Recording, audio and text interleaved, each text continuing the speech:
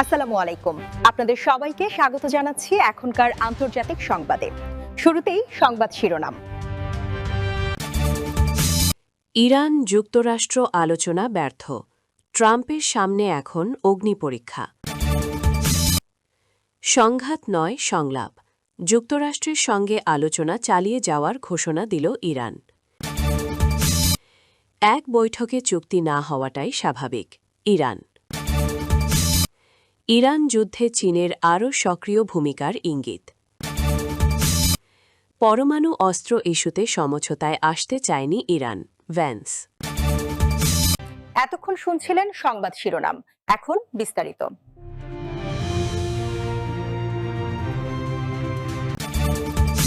ইসলামাবাদে দীর্ঘ প্রতীক্ষিত ইরান যুক্তরাষ্ট্র আলোচনা কোনো সমঝোতা ছাড়াই শেষ হয়েছে।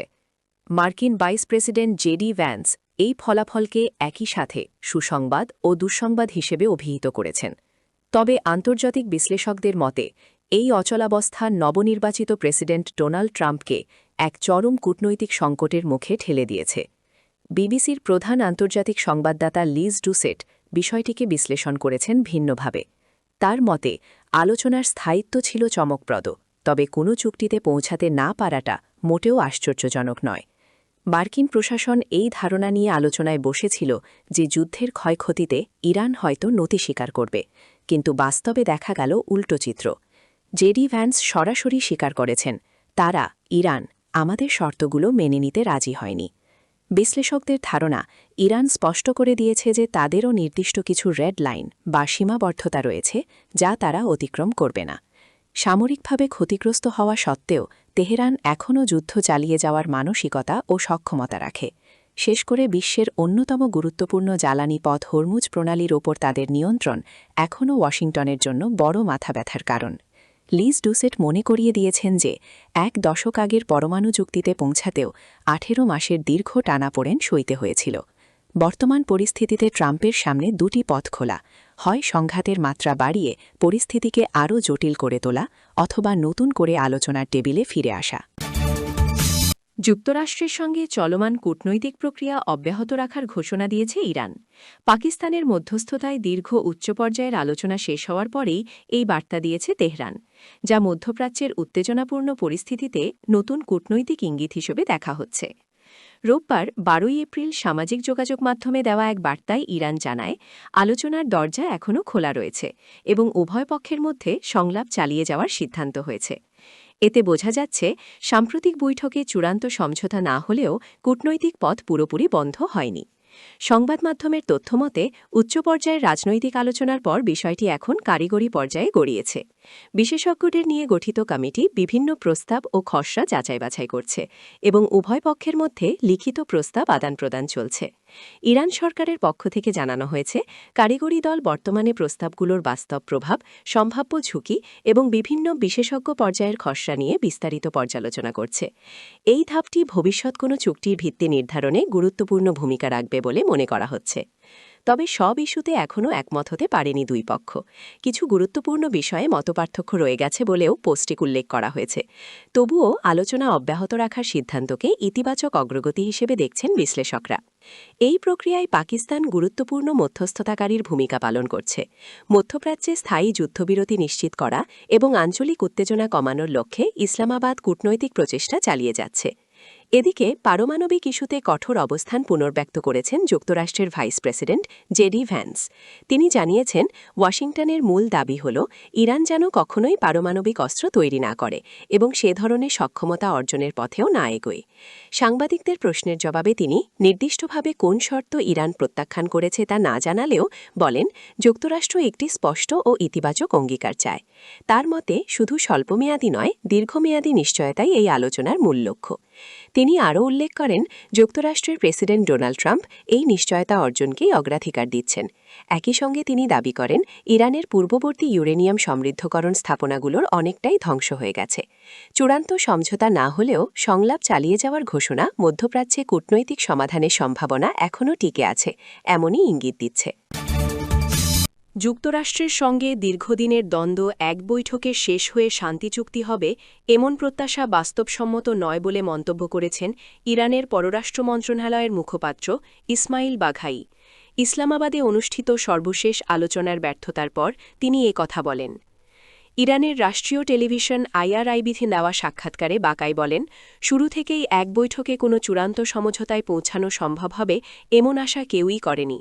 তার ভাষায়, শুধু আমরাই তেউই এমনটা প্রত্যাশা করেনি। তিনি আরও জানান, যুক্তরাষ্ট্র ও ইরানের মধ্যে বিদ্যমান জটিল ইস্যুগুলো দীর্ঘদিনের এবং তাৎক্ষণিক সমাধান সম্ভব নয়।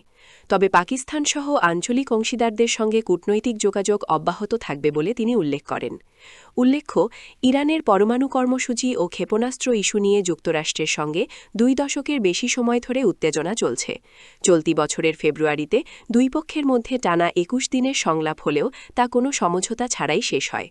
এরপর পরিস্থিতি আরও উত্তপ্ত হয়ে ওঠে এবং সামরিক উত্তেজনার মধ্যেই দুই পক্ষ আবারও কূটনৈতিক পথে ফেরার চেষ্টা করে। গত 7 এপ্রিল যুদ্ধবিরতির ঘোষণা এবং পরবর্তীতে 11 এপ্রিল ইসলামাবাদে 21 ঘণ্টার আলোচনা অনুষ্ঠিত হলেও এবারও কোনো চুক্তি হয়নি।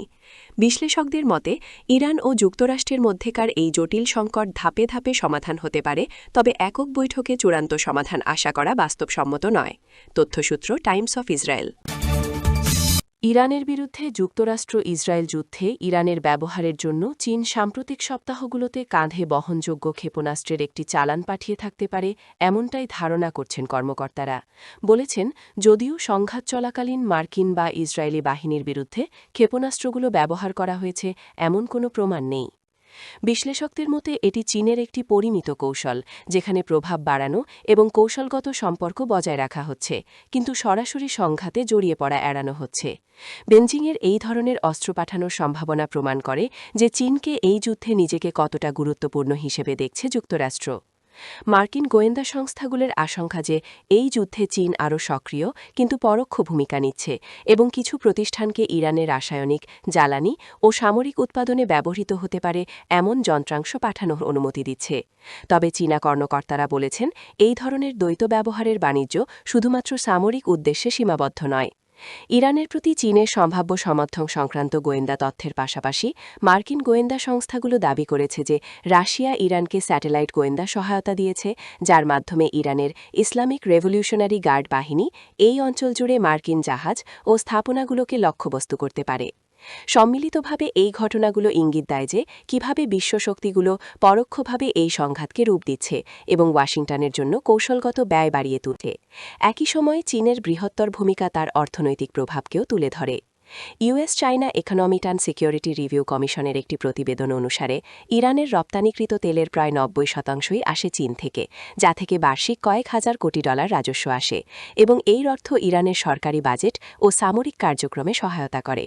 এদিকে বিশেষজ্ঞরা বলছেন, হরমুজ প্রণালীর মাধ্যমে জ্বালানি তেল পরিবহনের উপর নির্ভরতা এবং উপসাগরীয় দেশগুলোর সাথে গভীর অর্থনৈতিক সম্পর্কের কারণে চীনের অবস্থান আরও শক্তিশালী হয়েছে।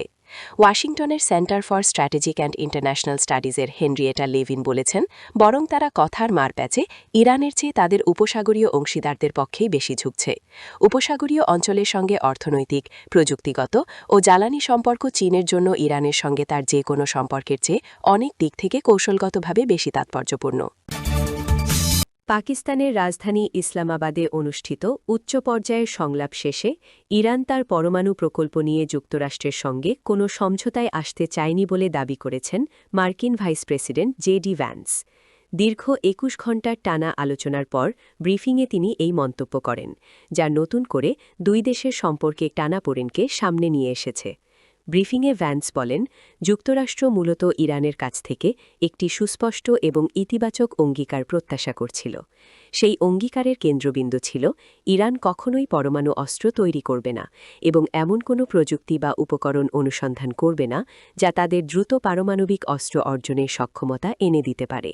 তবে এই বিষয়ে ইরানের পক্ষ থেকে প্রত্যাশিত প্রতিশ্রুতি পাওয়া যায়নি বলে তিনি জানান। তিনি আরও বলেন, মূল প্রশ্ন হল ইরান কি দীর্ঘমেয়াদে পরমাণু অস্ত্র তৈরি না করার বিষয়ে সত্যিকারের রাজনৈতিক সদিচ্ছা দেখাচ্ছে কিনা। শুধু বর্তমান বা আগামী 2 বছরের জন্য নয়, বরং স্থায়ীভাবে এই প্রতিশ্রুতি থাকা জরুরি। কিন্তু যুক্তরাষ্ট্র এখনও তেমন কোনো স্পষ্ট ইঙ্গিত দেখতে পায়নি, যদিও ভবিষ্যতে এই অবস্থার পরিবর্তন হতে পারে বলে আশা প্রকাশ করেন ভ্যান্স। ইরানের পরমাণু কর্মসূচি এবং ক্ষেপণাস্ত্র উন্নয়নকে কেন্দ্র করে গত 2 দশক ধরে ওয়াশিংটন ও তেহরানের মধ্যে তীব্র বিরোধ চলছে। এই বিরোধ নিরসনে চলতি বছরের 6 ফেব্রুয়ারি থেকে 27 ফেব্রুয়ারি পর্যন্ত টানা 21 দিন সংলাপ চালায় দুই দেশ। তবে সেই আলোচনাও কোনো ধরনের চূড়ান্ত সমঝোতা ছাড়াই শেষ হয়, যা পরিস্থিতিকে আরও জটিল করে তোলে। সংলাপ ব্যর্থ হওয়ার ঠিক পরদিন 28 ফেব্রুয়ারি ইরানে অপারেশন এপিক ফিউরি নামে সামরিক অভিযান শুরু করে যুক্তরাষ্ট্র। একই সময়ে যুক্তরাষ্ট্রের সঙ্গে সমন্বয় রেখে ইসরায়েলও অপারেশন রোয়ারিং লায়ন নামে পৃথক সামরিক অভিযান শুরু করে, যা অঞ্চল জুড়ে উত্তেজনা আরও বাড়িয়ে দেয়। পরিস্থিতি ক্রমশ জটিল হয়ে উঠে কূটনৈতিক উদ্যোগে ফিরে আসার চেষ্টা শুরু হয়। উত্তেজনা প্রশমনের লক্ষ্যে গত 7 এপ্রিল যুদ্ধবিরতি ঘোষণা করে যুক্তরাষ্ট্র ও ইরান। এই ঘোষণার মাধ্যমে নতুন করে আলোচনার পথ তৈরি হয় এবং দুই দেশ আবারও সংলাপে বসতে সম্মত হয়। এরই ধারাবাহিকতায় 11 এপ্রিল ইসলামাবাদে দুই দেশের সরকারি প্রতিনিধিরা মুখোমুখি বৈঠকে বসেন। আন্তর্জাতিক মহল এই বৈঠককে একটি সম্ভাব্য টার্নিং পয়েন্ট হিসেবে দেখছিল, যেখানে দীর্ঘদিনের বিরোধের সমাধান হতে পারে বলে আশা করা হচ্ছিল। তবে শেষ পর্যন্ত সেই প্রত্যাশা পূরণ হয়নি। দীর্ঘ আলোচনা সত্ত্বেও উভয় পক্ষ নিজেদের অবস্থানে অনড় থাকায় কোনো চুক্তি ছাড়াই বৈঠক শেষ হয়। ফলে মধ্যপ্রাচ্যে স্থিতিশীলতা ফিরিয়ে আনার যে আশা তৈরি হয়েছিল তা আপাতত অনিশ্চয়তার মধ্যেই রয়ে গেল। বিশ্লেষকদের মতে এই অচলাবস্থা অব্যাহত থাকলে শুধু ইরান ও যুক্তরাষ্ট্রের সম্পর্কই নয়, বরং পুরো অঞ্চলের নিরাপত্তা পরিস্থিতিও আরও ঝুঁকির মুখে পড়তে পারে। তাই ভবিষ্যতে আরও কার্যকর এবং বাস্তবসম্মত কূটনৈতিক উদ্যোগ গ্রহণ করা এখন সময়ের সবচেয়ে বড় দাবি হয়ে দাঁড়িয়েছে। তথ্যসূত্র CNN।